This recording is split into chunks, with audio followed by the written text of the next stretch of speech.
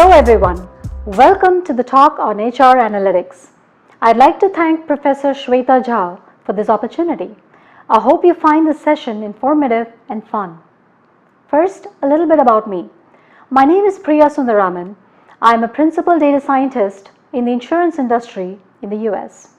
I have an undergraduate degree in computer science from College of Engineering, Anna University, and a master's in predictive analytics from Northwestern University. I have 20 years of work experience, and the last 8 years have been focused on data science and analytics. The topic for discussion today is HR analytics, also commonly known as talent analytics or people analytics. So I will be using these terms interchangeably.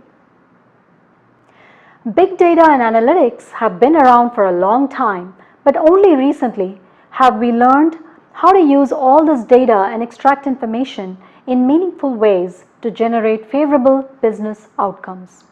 If you go back in time, about 20 years ago, analytics was used to answer the question, what happened? We used basic summarization methods like counts and averages. We plotted pie charts and bar graphs to understand what happened. This was used merely for reporting purposes. Following that, analytics was used to answer the question, why did it happen? This was made possible by using statistical methods like correlation, A/B testing, etc. to understand the relationship between the known factors and the unknown. Fast forward a few more years, analytics evolved to answer what will happen and when. This was the beginning of predictive analytics. Today we speak of prescriptive analytics. Now that we know what will happen and when, what should we do about it? The reason big data, data science, and analytics has gained popularity recently is because of the abundance of data in various formats: text, numbers, images, voice, you name it. This data comes from a variety of sources, and we have the ability to save all this data due to lower storage costs. The big data analytics industry was $130 billion globally in 2016 and is estimated to be $200 billion by the year 2020. Almost every industry, from retail to healthcare, is immersing itself in analytics. The question is, does HR have a piece of the pie? Human resources is a late bloomer but has made significant progress in the last couple of years. The Deloitte Global Human Capital Trends paper suggested that 2016 has seen a real leap in terms of analytics capability and interest. 77% of the respondents believed that people analytics was important. Similarly, IBM has confirmed the adoption of people analytics by organizations across the globe. What you see on the slide is data from Forbes research that shows about 18% of the 480 companies researched have analytics of some sort, and the remaining 82% are still behind, dealing with data management and reporting issues. You can also notice the stages of maturity of HR analytics as defined by Corporate Executive Board research. Companies that are at level 1 or 2 are trying to answer the question, what will happen and what can we do about it? In other words, predictive analytics. Companies at level 3 or 4 are lower in analytics maturity and are trying to answer the question, what happened and why? This is approximately 14% of the companies. Companies at level 5 are using data for reporting purposes alone with little or no actionable insight. This is still a majority of the companies, unfortunately. But this trend is changing rapidly as we move more and more companies are realizing the value of analytics and getting on board. This leads us to the question, why is people analytics becoming so popular? Is it worth spending the time and resources in this endeavor? First of all, people are the most valuable asset for any company. Hence, there is tremendous power for CEOs and managers in understanding what's actually happening within a company, that is, with their people. There are several other advantages with using analytics. Using analytics means learning from other companies in your industry. In domains like retail, healthcare, etc., We combine large sets of anonymous data to predict an individual's behavior. For example, who is likely to visit the ER? What is this consumer likely to buy? We can use a similar approach for HR. Analytics also helps save time and paves the way for more valuable HR programs. We will talk about some examples in the later slides. Using data science helps reduce bias associated with human-based decision making. Overall, analytics gives an organization the ability to act proactively rather than reactively by using prediction algorithms. Can we prove these benefits exist in the real world? Luckily, we have data to support this. In a recent study conducted by Burson, which is a Deloitte company focused on HR analytics, 14% of the businesses with mature people analytics capability were able to demonstrate a clear link between analytics, cost reduction, and efficiency gains. These companies performed 30% better than their competition.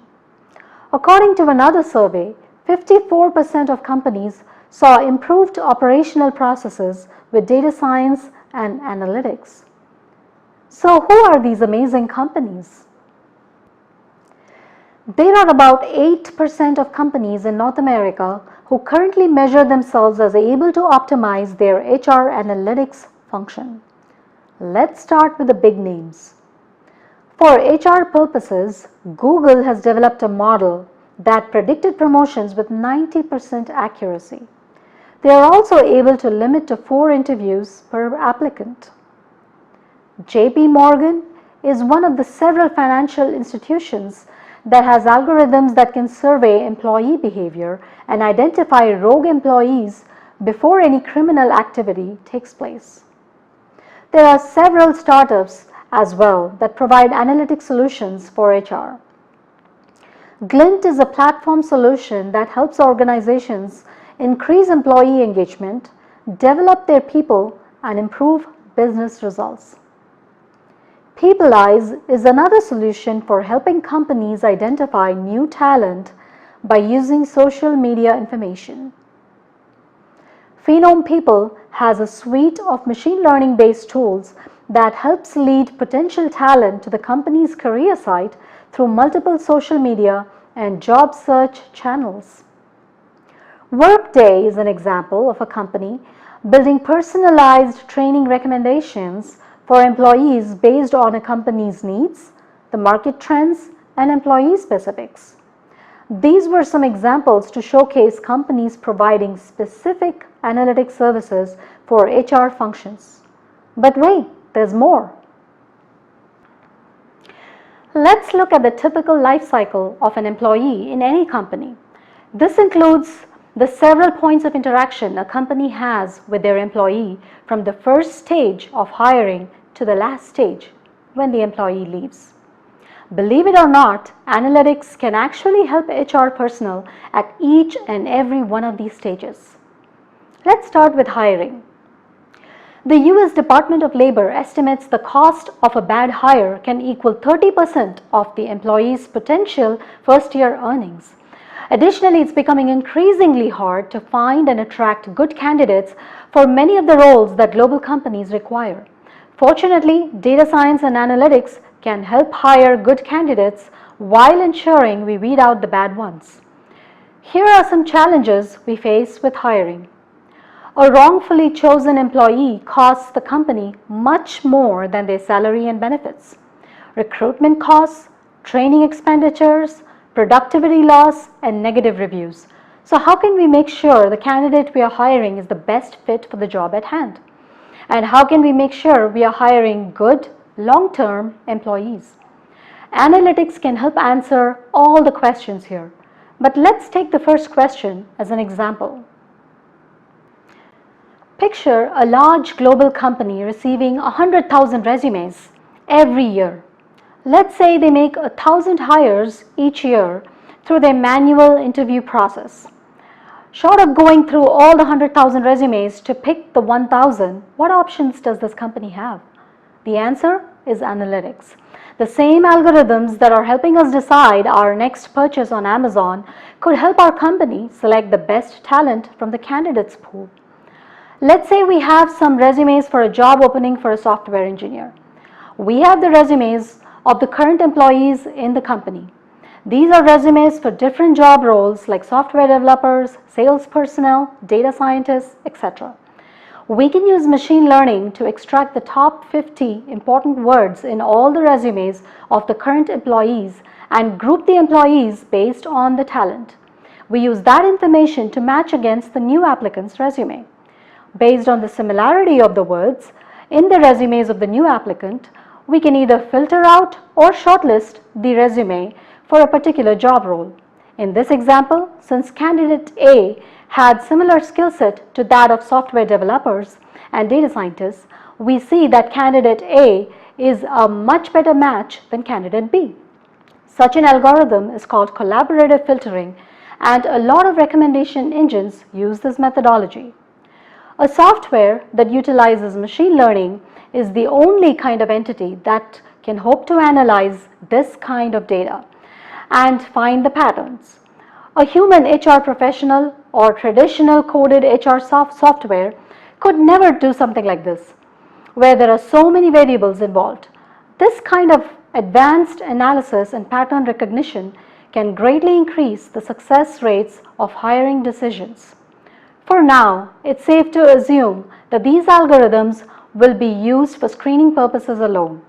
Interviews, tests, and personal interaction are still the primary recruiting tools, but analytics will ensure that less promising candidates do not get an invitation, thus saving the company time and money. Now that we've identified the right candidates, how do we make them an offer that they cannot refuse? For determining the ideal salary, statistical analysis can be used to study the norm in the industry and help us provide a competitive offer to the candidate. Can we provide personalized perks?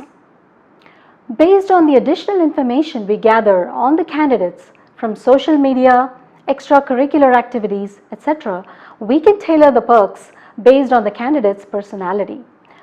We can also use analytics to provide certain wellness packages that help employees track their health, provide free on-site yearly health checkups, and other things. Finally, for customer service, maybe instead of real HR personnel, we can have a chatbot that provides real-time answers to some basic HR questions like how many days off do we have for the share.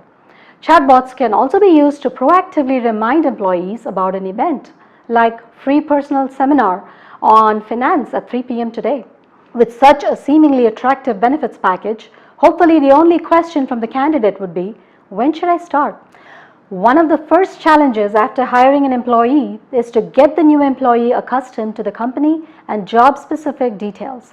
Predictive analytics allows you to more effectively target and address training and onboarding needs.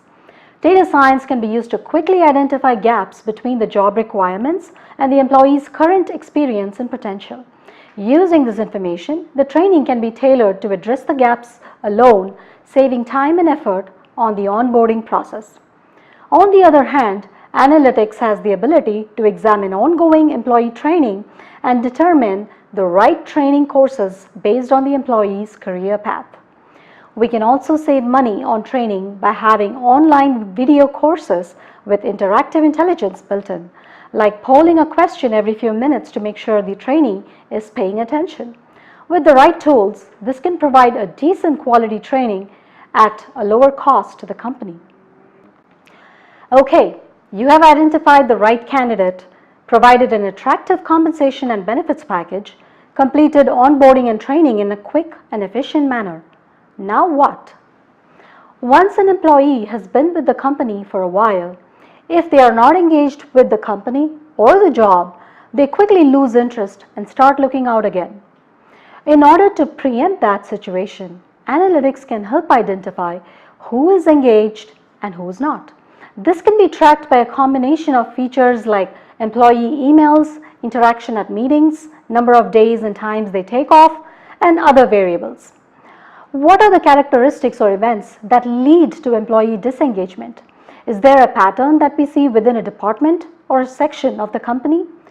If yes, can we proactively identify those? We can circumvent the problem by addressing those issues ahead of time. A lot of companies like Google and Amazon provide lateral moves so that employees can try out different job roles that they qualify for within the same company.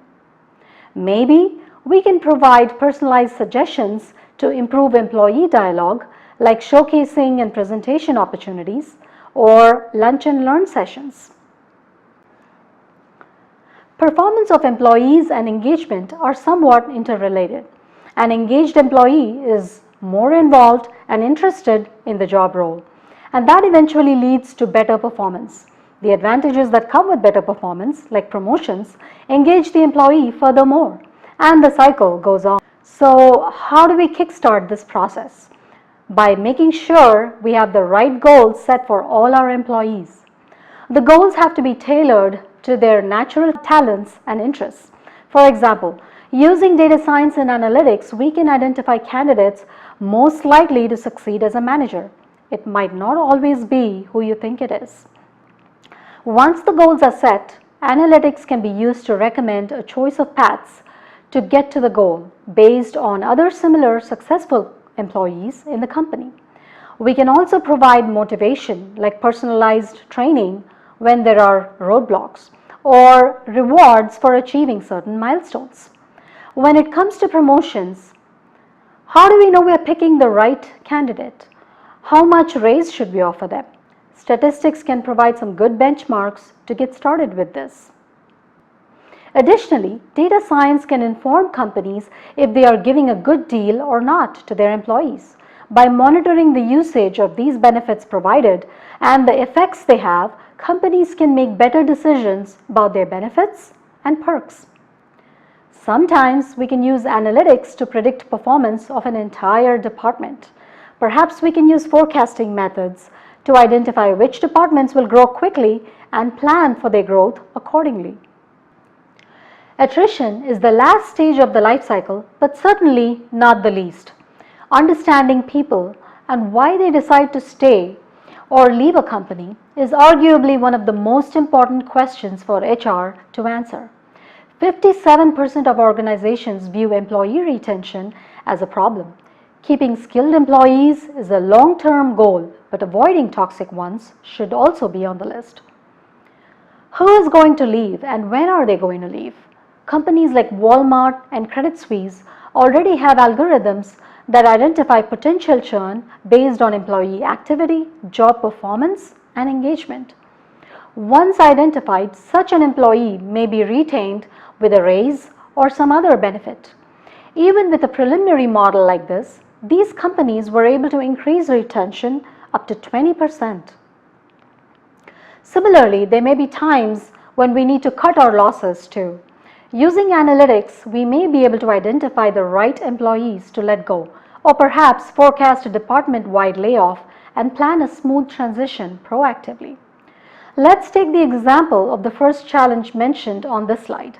How can analytics help identify who is more likely to leave your organization?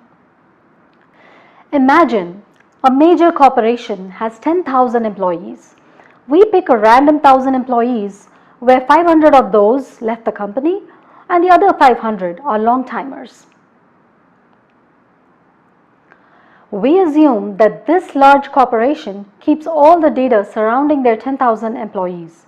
They keep track of when they were hired, their resume, the departments they worked at, their managers, engagement in the company, past performance, demographics, and other variables. We can feed all this data into a software that uses machine learning and train a model based on the people that left and the people that stayed with the company. The software learns from the data and identifies hidden patterns. For example, the software may discover that a certain manager causes more attrition, or a certain department is better at retaining talent than other departments. It's possible that people who use certain type of social media, engage in certain activities, or have kids turn out to be longer-term employees. The possibilities are endless, especially when you account for all the combinations of individual factors and patterns. Once these features are learned, this software is able to predict if an employee will leave or stay. This kind of algorithm is called a classification model.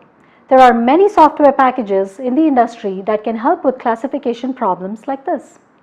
It should be pointed out, however, that some of the patterns and tendencies will turn out to be false positives, which means the model will identify that someone will leave when in fact they may not. In such a case, a human will need to have the final decision when all is said and done.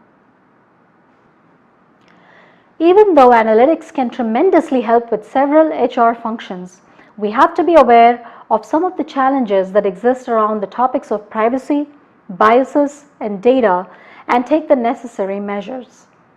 Privacy is an important concern when big data is the subject. People are already nervous about how their employers might be using their data, so companies should be transparent about how AI will be used and emphasize the personal benefits. People also have anxiety about machines replacing human jobs. Management should take the steps to ensure that analytics exists not to simply replace HR workers, but rather it can be used as a way to free them up to do more and better work, such as solving problems that software can't solve. In addition, human oversight of data science tools is important to catch errors and put recommendations in context. Although there are no legal statements against using big data for HR functionality, ethical concerns should be a consideration. One example is stereotyping and unfair treatment of an individual outlier based on general performance of a group. Such cases must be caught during human oversight to avoid legal issues. Guarding against biases is another challenge. Analytics algorithms are trained by humans and are not perfect. These algorithms learn over time. Sometimes the algorithm may be unintentionally biased against a particular demographic. In order to fix this issue, it is important to have a human check the prediction for biases before using the result. Data is the key component for analytics, and we need to have clean, complete, and accurate data to create predictive models. If the data is bad, our models will be bad, leading to inaccurate predictions. As you must have heard, garbage in, garbage out. Hence, companies need to spend time and resources to consolidate their employee data before investing in analytics. The key determinant of company performance is its people. All other things being the same, the company with better and more engaged employees will perform better than another with worse and less engaged employees. Examples abound. Companies that consistently outperform their peers like Amazon and Google have better and more engaged employees than competition. It is no surprise then that this performance is by design. These companies invest heavily in data-driven, analytics-heavy approach to excel in each phase of the employee life cycle. In this information age, we are witnessing an intense global war for talent. This war will be won by organizations that leverage analytics to maximize their HR investments. With that, I'd like to thank you for your time and wish you good luck with your management careers.